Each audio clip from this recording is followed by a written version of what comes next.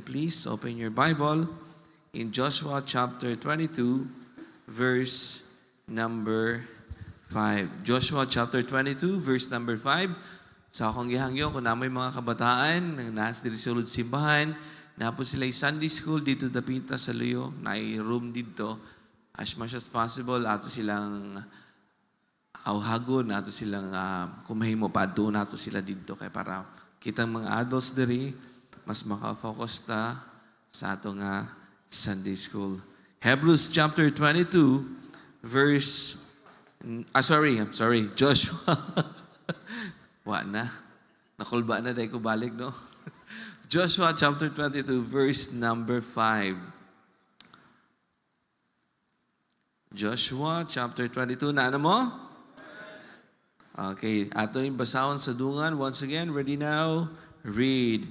But take diligently heed to do the commandment and the law which Moses, the servant of the Lord, charged you, to love the Lord your God, to walk in all his ways, to keep his commandments, and to cleave unto him, and to serve him with all your heart and with all your soul. So let's pray. Let's bow our heads, close our eyes. Our Heavenly Father, Ginoo, salamat sa takna sa kabuntagon. Salamat, Ginoo, nga ikaw maayog gid sa among kinabuhi. Appreciate the Father God sa tibok semana, nga ikaw nagakuyog namo sa among tagsa-tagsa nga trabaho, sa among pagbiyahe, ikaw nagahatag proteksyon sa mga padalangin nga among nadawat, Ginoo. Lord God, nagpasalamat sa mi nga ikaw nagahatag namo kadaugan nga makabot mi sa balay tumanan para kami makasimba diya sa Espiritu kamatuoran. Dear Father God, gamit ako is instrument lamang sa Sunday School karon, o ikaw mag-prepare sa among hunang kasing-kasing nga wadawaton sa imong pulong ug ma-apply namo sa tagsa na kinabuhi, Ginoo. Dear Father God, kinagi-pray namo sa ngalan Jesus. Amen. Please be seated. So this is the last part para sa atong lesson bahin sa A Heart for God. A Heart for God.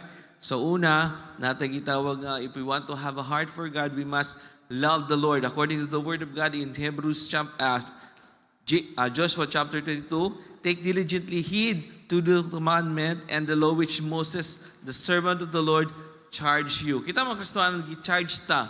Kung may mga kabagagitagaan, tagtahas. Nga, unsa man.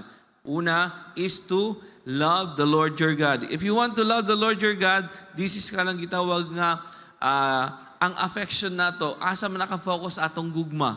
Sa kalibutanon ba?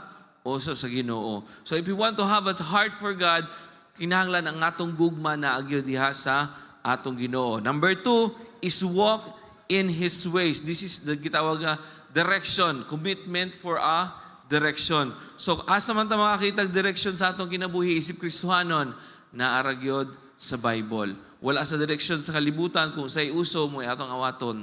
Here, kung say nasa pulong sa Ginoo, mo atong nga gitawag nga sundon atong pagasubayon. And number 3, keep His commandments.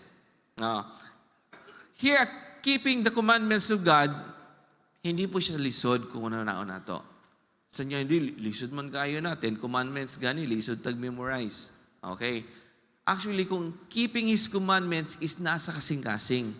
Mga usahay kita mga Kristohanon, gamay nga problema mo, give up ta, gamay nga problema mo, gitawag nga ma-depress ta, tungod kay wala tayo gitaguan nga mga pulong sa Ginoo. And ang pagtago sa pulong sa Ginoo, but pa sa butana, you are submitting to the Word of God. Here, nasa ta sa simbahan, not because we are submitting to someone else, but because the Word of God said, what? Kinahanglan masimba kita.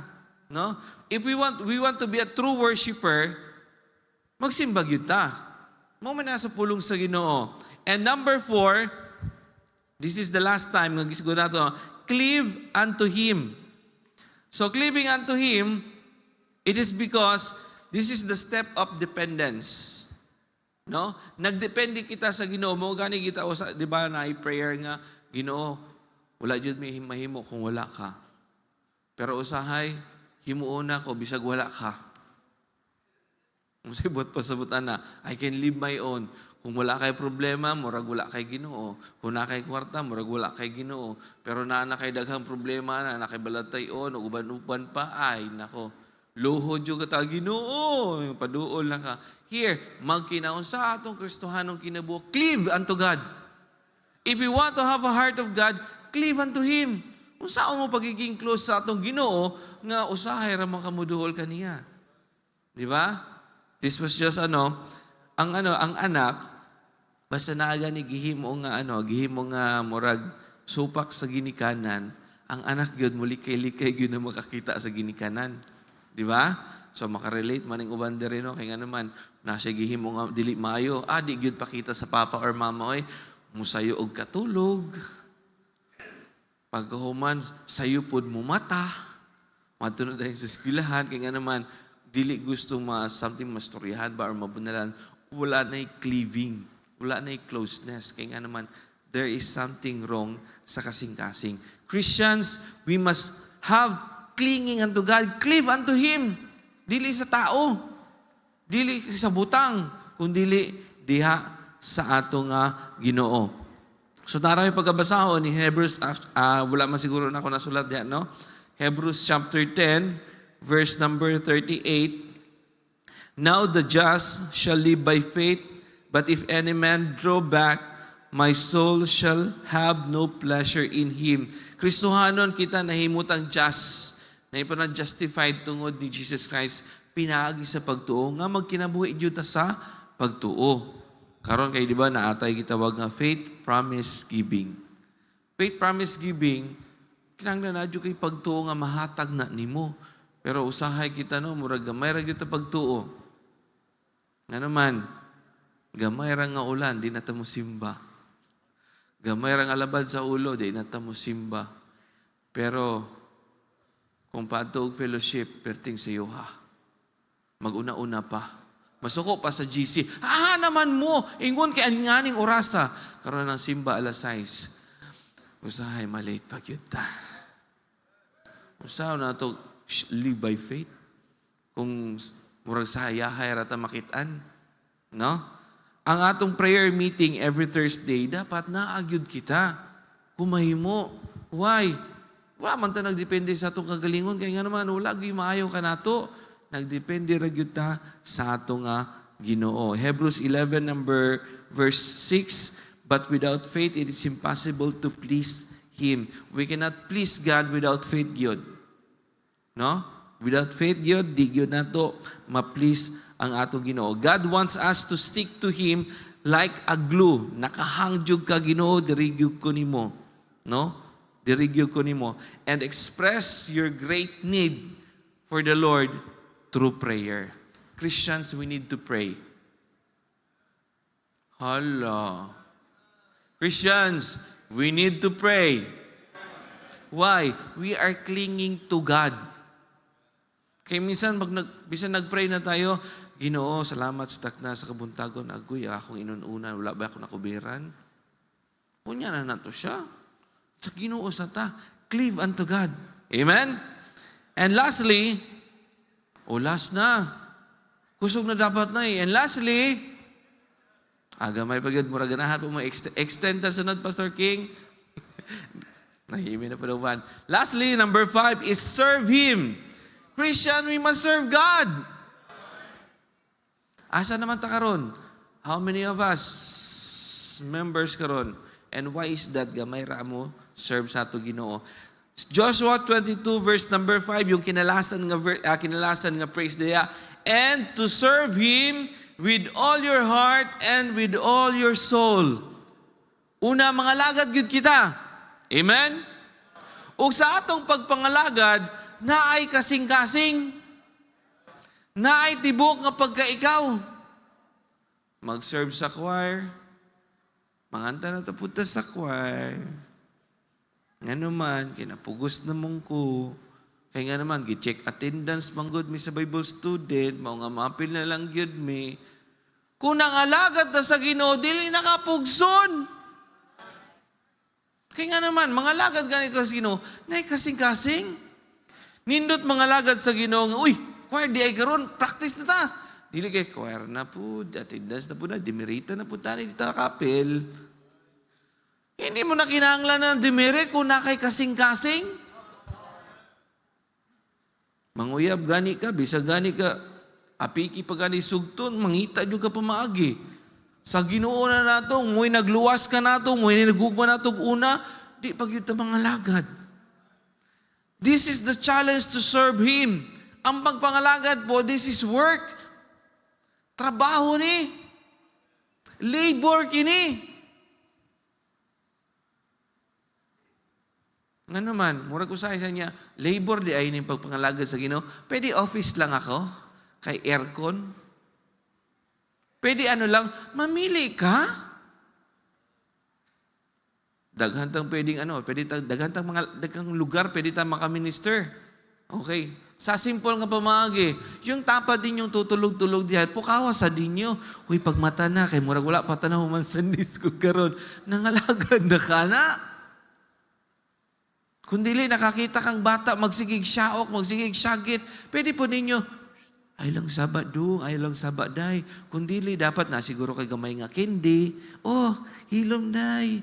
Karon di pa magyumihilom, ihatag ang cellphone. Patay. Mga cellphone, muna usay, may mong disiplina sa mga bata. Dili na kita maginikanan. Di ba? Sa atong pagpangalagad sa Ginoo, labor man eh. Nga naman, this is to minister. Dili kinanhi ka dire kay para ikaw ang i-minister. Naata diri sa simbahan because we want to minister, we want to serve.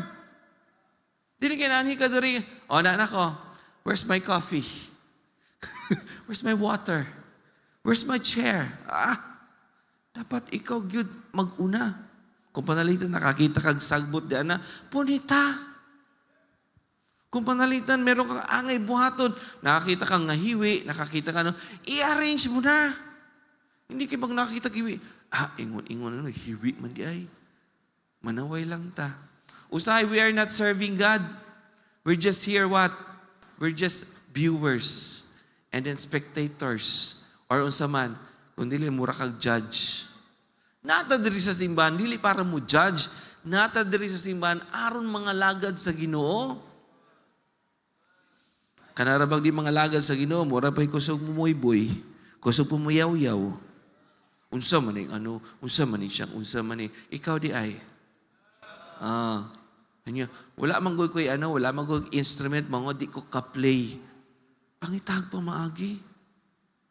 No, pangitahan nato pa maagi. Usay mga Kristohanon, kusog ra ta mga laki no. Kusog ra ta pag basketball, kusog kita mo dagan. Basketball dagan yun. Pero pangalagad sa Ginoo, murag labaw pa sa gislo mo. Pilitin pa, pugson pa. Men, mangalagad ta sa Ginoo. Kita'y maguna. Dili kay nagsugod nagsimba unya na ta mo sulod kay para dili ta maka-usher. Ikaw ang maguna. Sir, dili mangguna sakto akong sanina para pag-usher. Pag sakto, kaya nga naman, we are serving God, not men. Muna yung igingon ni Moses, servant of God, si Moses, gi-charge kita mga Kristohanon to serve Him with all our heart. Musahay kapag mangalagad ta sa Ginoo, murag wa nay kasing-kasing. Kaya nga naman, makaingon ta nga, wa nay lami appeal choir. Ngano wala na may lami choir, wa na kay kasing-kasing. Wala na lami og appeal o sa young people kay nga naman wala na imong kagrupo. Wala na si Wa man ka na ani diri para sa tawo, naanita para sa Ginoo. Pangalagat na sa Ginoo. Everyone here, tanawa na to ha, muingon ta nga, this is a simple reason nga no usahay di ta mga lagad sa Ginoo. Wala ko'y time. Tama? Busy ko. Sinong hindi na busy ninyo? Di ba lahat tayo na busy? Pero question, how many hours in one day? Sunday school po to. How many hours? Hinaya niyo mo to bag-oy. How many hours? 24. Kinsay na 25 diha, taas kamot. Uy, kipalungan ko. Kinsa? Di ba wala? Wala no? Kita tanan pares taguras. Tama hindi? Ang pangutana ana, depende na unsaon nimo pag-priority sa Ginoo. Kita tanan ay oras. Kita tanan pares 24 oras. Kita tanan parehas ta og adlaw, Domingo hangtod Sabado. Amen? Kinsa nay laing adlaw ninyo dana kay kwao na mo. Wala. Parehas ta tanan.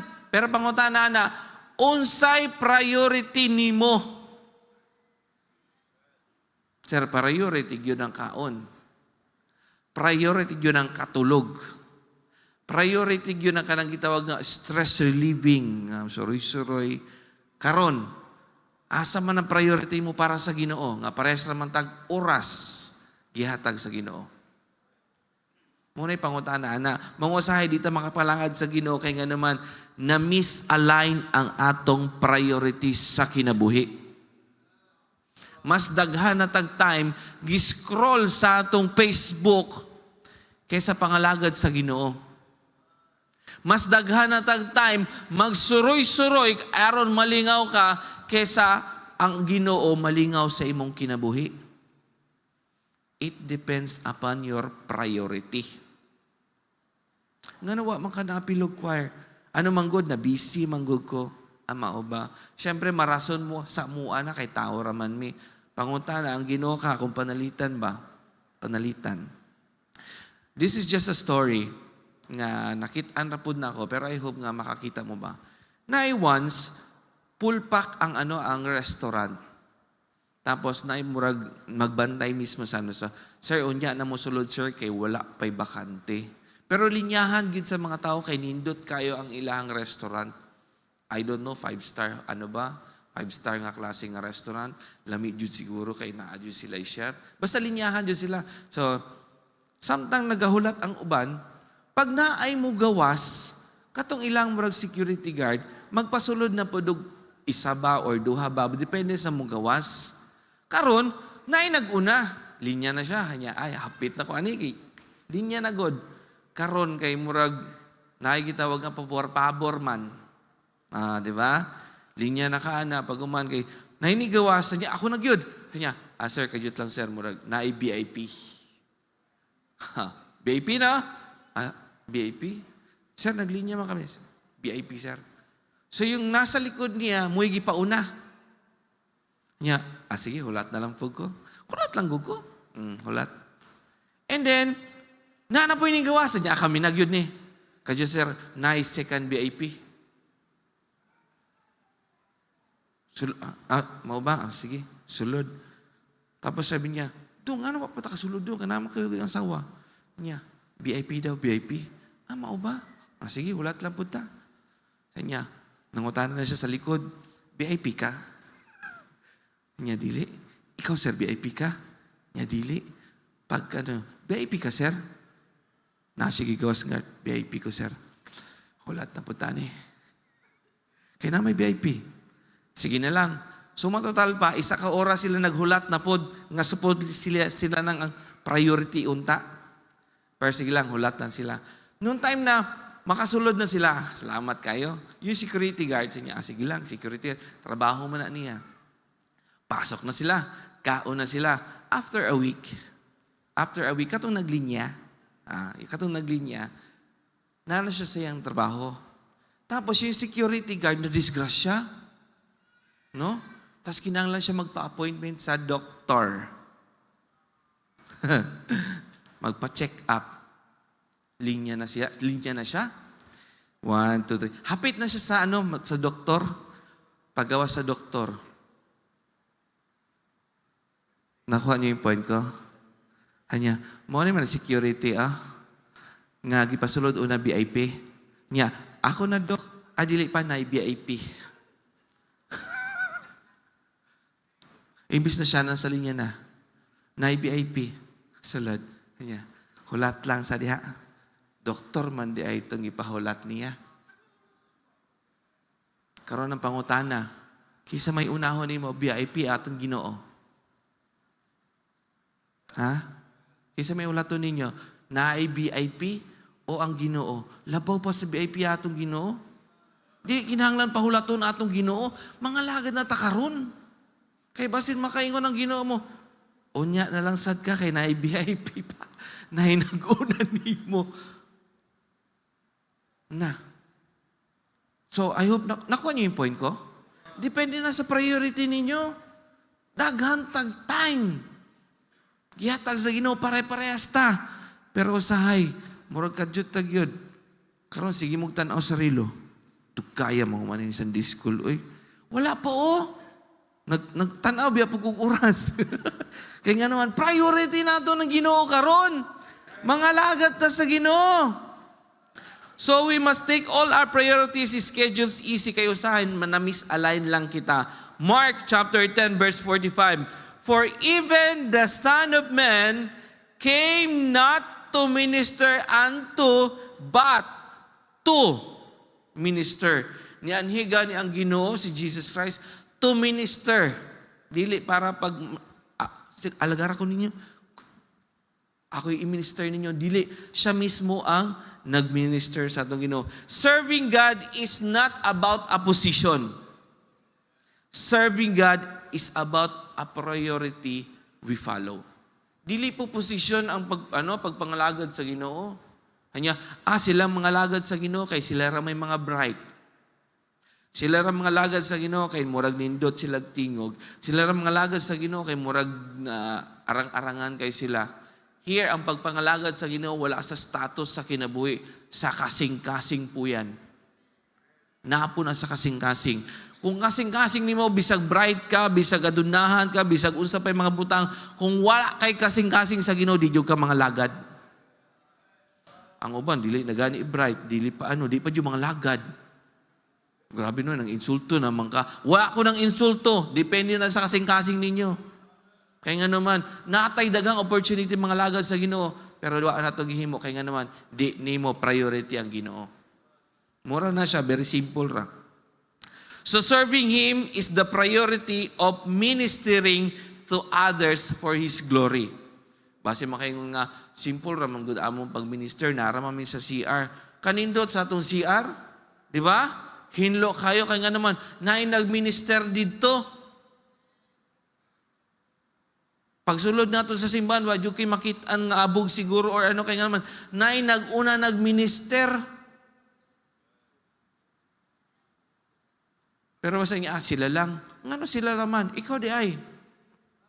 Dapat apil ka. Kaya nga naman, we are ministering to others, not for people para lang ingon ka nga, ambugero kayo. We are not, dili ta nagpanambog para sa glory sa atong Ginoo. Often, we find ourselves having no time to serve God simply because it is not our priority. Dili ako mga lagad sa Ginoo, kay busy man ko, kay ano man ko, nama ko'y position. Busy man ko kay maestra man ko, busy man ko kay attorney man ko, busy man ko kay engineer man ko. Bisan pa unsay posisyon ninyo, kung wa joy priority niyo ang Ginoo, di jud ka mga lagad. Pero bisan pa presidente ka sa kalibutan, presidente ako sa Pilipinas, kung naay priority ka Ginoo kay nakay kasing-kasing sa Ginoo, mga lagad jud kaniya. No? Ingana ra gyud na. So look for opportunities to serve. Pangita, dili kay ikaw pa pangitaon. Ikay mangita. Ipangita ganit ta sa Ginoo aron luwason. Naluwas na ta, kita na hayahay na ko, luwas na bitaw ko. Dari na lang ko, lingkod-lingkod na lang ko. Minister to God. Mga lagad kita sa Ginoo, mangita kag opportunities. Unsay opportunity pero mo makita, pangalagad. Kaya nga naman, ang pagpangalagad nara na di karon. Dili mo na makitan sa gawas. Nara diri. Kaya nga naman, ministering to others is also ministering to God. See yourself as a servant of God. Dili kay mura kag hawod-hawod. No? Walay hawuray dili. Bible student, ay pag una-una nga, third year na ko, tanawa ko ninyo. Wala pong ganun. We are same. Servant of God. Even the assistant pastor or what, we are the same.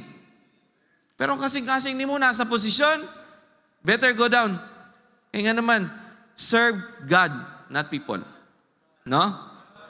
See yourself as a servant of God and His minister to encourage others regardless of your vocation. Put pasabot, nangalagad ka kay gusto ka maka-encourage sa uban. Nay uban nga church nga, nay na nga to si CR dito, nagmap, grabe. Wala, sir, excuse me, sir, mag-CR sa amin. Nagmap! Si sir, pagkahuman, Domingo nagmap si sir. And then, other day, attorney di ay. Attorney sa isa ka firm. Pagkuman, pagka-Domingo, nasa CR, nagmap. Para limpyo, kaya nga naman, nangitag bamagi makapangalagad sa Ginoo. Na nagtudlog mga bata. Magkamuritsing mga bata, pero tudlo. Pag-abot sa eskwelahan, kay teacher man po siya, principal ay. Napoy uban nga nagtudlo mga bata, abi ni mo ganyan, grabe po siya, pasikat kayo. Superintendent di ay. Kaya nga naman, naman ko sa kasing-kasing pangalagad. Pero usahay kita, wala na tayong patay agi. Di pa tayo mga lagad sa Ginoo, kay mo kaingon rata nga, sila rin mga lagad, kay angay raman na nila. Dili ni angay. Nasa kasing-kasing po ito. Mga kung gusto nato nga natay kasing-kasing sa Ginoo, mga lagad kita. Wala ko na mo'y boy ninyo, ha? Basi mo kayo niya, mga lagad na lang ta, kayo nga Sir Jolly, mga lagad man ta. Nasa kasing-kasing po yan, depende po sa inyo na. And we're not saying, apil na ng tag-choir, kay choir director mo na karon. No, wala po yung ganun. Depende naman sa kasing-kasing ninyo. Basi mo kayo nga, kanang mga choir members, mga nindot og tingog. Grasya rapod sa Ginoo. Kaya nga naman, dili po tanang choir members nindot og tingog by the grace of God. Pero na'y kasing-kasing. Kung nakay kasing-kasing sa Ginoo, mga lagad sa Ginoo, bisa pa medyo,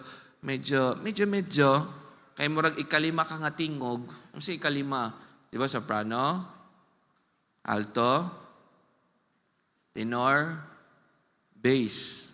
Na'y kalima. Dito ka sa sintonado. Pero hindi.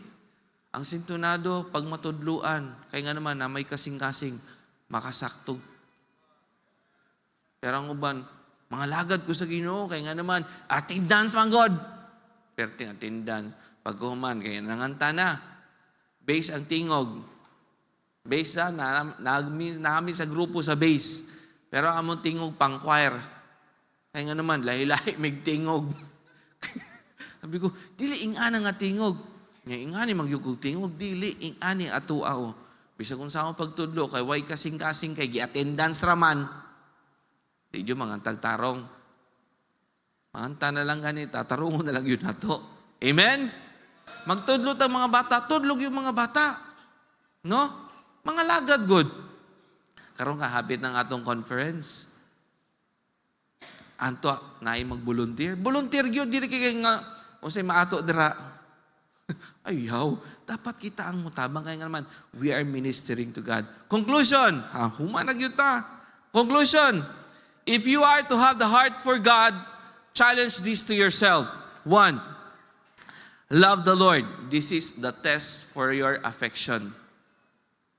Saan ang test of your affection? Kung ang kasing-kasing nimo nasa kalibutan na, lisod yun, higugma ang Ginoo, kaya nga naman, naka sa kalibutan. Number 2, walk in His ways. This is a test for direction. Ang kabubuton sa Ginoo mo na sundo nimo, dili yung kabubuton nimo. Kung sa'y gusto nimo, no. This is, gitawag nga God's way para sa atong kinabuhi. Number 3, keep His commandments. This is a test for submission. Whatever the Word of God says, himua. Para man nato. Pero sa gingon na nga, given and shall be given unto you. Kulang pa gani ni. Kulang gyapon no. Isabay na no brag kwarta diyan na, kaya mong bayloon. Wala gyud kita tanan kulang og kwarta. Pero depende na sa submission nimo kung ikaw muhatag sa Ginoo. Di ba? This is a test of submission. Number 4, cleave unto Him. This is a test of dependence. Pag sinabing cleaving unto Him, diha radyo ka sa Ginoo. Diha ka nagdepende sa Ginoo. Ay usahay magdepende ta. Maayo naman ko mo drive.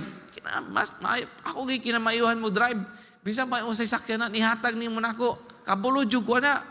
Grabe no? Murag niagi skills ra gyud ba kagulingon, dili magdepende ta sa Ginoo. Maayo jud ko mo tudlo kay maminaw man gyud ang tanan no. Diha ra gyud na magdepende ra gyud ta sa Ginoo. Kay this one to tell you honestly, pag mag soul winning ta, Ayaw na nga, sulbidingon yun ako ni kinanglan, maluwas yun ni karon. Depende na sa Ginoo. Kaya nga naman, bisa pag unsa ka maayo ni mo gi-explain, bisag unsa pa pag in English ni mo niya, pag hubad niya mo na, pag explain mo niya, kung di yung i-prepare na sa Ginoo, kaya nga naman, nagdepende ra yun na sa Ginoo, di yun na mo dawat niya. Kaya nga naman, dili pa na prepare sa Ginoo. Pero kung magdepende ka sa Ginoo, bisan pag unawong nga na, mura mura manig gikag bilibid, mura manig mamirahay. Pero kung siran mo sa pulong sa Ginoo mo, dawat yun na kaya nga gi-prepare na sa Ginoo. Kaya kita magdepende yun ta atong kinabuhi, diha jud sa Ginoo. Bunta Ginoo, salamat na makasimba mi. Salamat sa Ginoo, nakaabot kita. Kaya naman, nagdepende ra kita sa atong nga Ginoo. And lastly, serve Him. This is a test for our priorities. Unsay priorities nimo? Imong kaulingon? Unsay priorities nimo? Imong profession? Unsay priorities nimo? Wala ang Ginoo? Loy kita. Kaya nga naman, ang Ginoo mo naghatag 24 hours na to, tas dili gyud nimo bahinan? Dili gyud nimo bahinan? Bahinin nato Ginoo. Serve God. No? Sa mahimo nimo unsay pamaagi nga makaserve ka sa Ginoo, serve God with all your heart and with all your souls. Let us pray. Our Heavenly Father, Ginoo, salamat sa takna sa kabuntagon. Salamat, Ginoo, sa imong pulong that we have here's the challenge sa amo ang kinabuhi isip nga kami na adyon tay gugma or nami kasing-kasing para kanimo. Dear Father God, I hope and pray nga kato ng bilin sa mga nagkasing-kasing o nagpadayon mig pray sa mga sa divine service karon ikaw mag-bless sa ngalan Jesus. Amen.